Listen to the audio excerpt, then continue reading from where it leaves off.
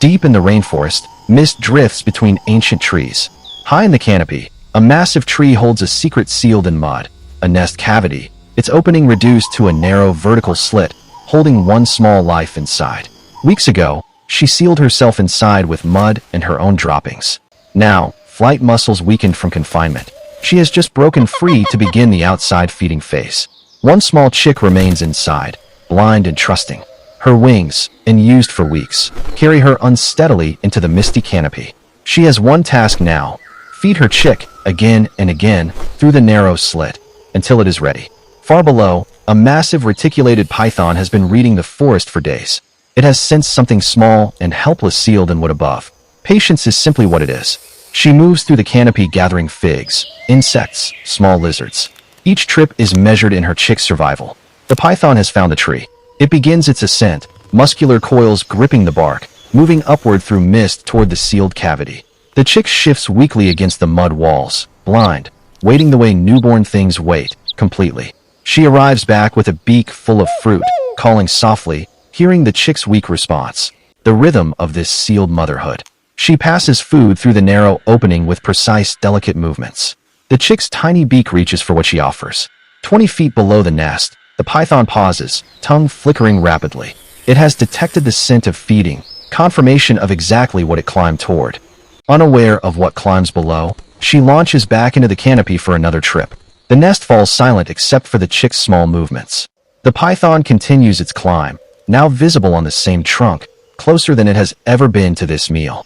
The python's head reaches the branch beside the cavity, tongue flickering directly at the narrow slit, tasting the concentrated scent within. It begins probing the opening with its snout, testing the mud seal's strength. The mud holds, but barely, cracks beginning to show. A new scent, a new sound of scraping reaches the chick. Its blind instincts recognize danger, pressing itself back as far as the space allows. The python's persistent probing widens the crack, small fragments falling away. The barrier begins to fail against mechanical pressure. Returning with more food, she catches sight of her nest tree and something registers as wrong, a shape that should not be there. The shape resolves into horror, the python's coiled body pressed against her nest cavity. Every instinct ignites at once. She drops the food entirely, diving directly toward the python with speed and aggression completely absent from her earlier gentle movements. Her massive beak strikes the python's body with tremendous force. Its head withdraws sharply from the nest opening. The python's coils shift to face this new threat, tongue flickering with sudden alarm rather than patient hunting focus. She attacks again, her beak and cast combining as a weapon, striking at the thickest part of its body. The python attempts to reposition toward the nest despite her assault. She strikes a third time, a fourth, finding the same vulnerable section. From inside, the chick's weak calls become audible for the first time, a small voice added to the battle. She hears it. It changes everything. She abandons all caution, striking with full body weight, wings beating for leverage, her beak working like a hammer in rapid succession. Under sustained assault, the python's head pulls back from the nest area, its coils loosening their grip, repositioning downward. Recognizing the shift, she intensifies her attack, following its retreating coils downward, refusing any pause. The python's body language shifts fully into retreat, unwinding from the trunk with none of its earlier careful precision. She continues striking periodically as it descends, ensuring no hesitation until it finally reaches the lower branches. The python's tail section disappears into the dense undergrowth. She watches from above until every trace of movement stops. Exhausted from the violence, she lands beside the cracked seal, immediately assessing the damaged barrier with urgent attention.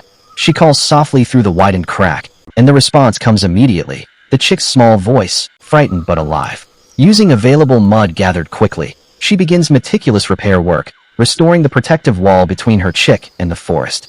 Once repaired, she resumes feeding through the restored slit, the ordinary rhythm of survival reasserting itself. Wide shot rising through the misty canopy, the sealed nest tree below, her scarlet-rimmed, eye-catching golden light as she departs for another feeding flight. The forest vast and indifferent around this one small act of protection.